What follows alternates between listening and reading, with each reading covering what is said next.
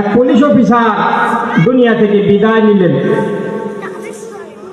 এলাকার ইমাম সাহেব জানাজা কার্য সম্পাদন করে ফেলল। যখন জানাজাটা পড়ায়া ফেলল,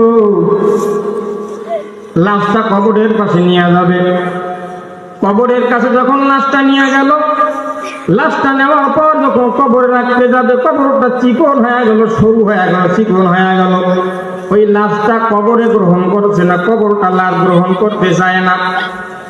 যখন লাশটা কবরটা যখন লাশ গ্রহণ করতে চায় না, তখন ওই কবরটা বাদ দিয়ে আর একটা কবর খনন করার জন্য রেডি হয়ে গেল। 2 নম্বর কবর যখন খনন করলো, ওই কবরের মধ্যে একই হালাত, ওই কবরটাও লাশটা গ্রহণ করে না। লাশ মাটি চিকন হয়ে গেছে, কবরটা চিকন হয়ে গেছে, লাশটা ঢোকানো সম্ভব না। এরকম করে যখন আর একটা কবর খনন করলো, ওই কবরটার মধ্যে একই হালাত, কবরটা লাশ গ্রহণ করে না।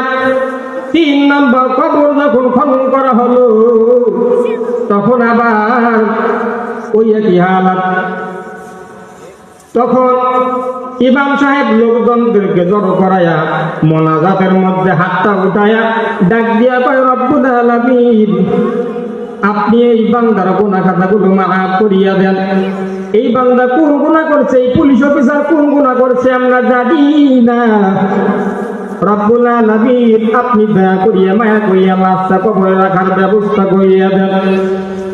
4 নম্বর কবর যখন খনন করা হলো, ওই কবরের মধ্যে একই হালাত, কবরটা চিকন অবস্থায় আছে।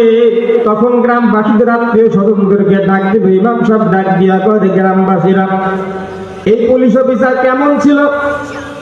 তখন গ্রামবাসী আত্মীয় স্বজনরা ডাক দিয়া কয়, এই পুলিশটা বড় সুদ করছে।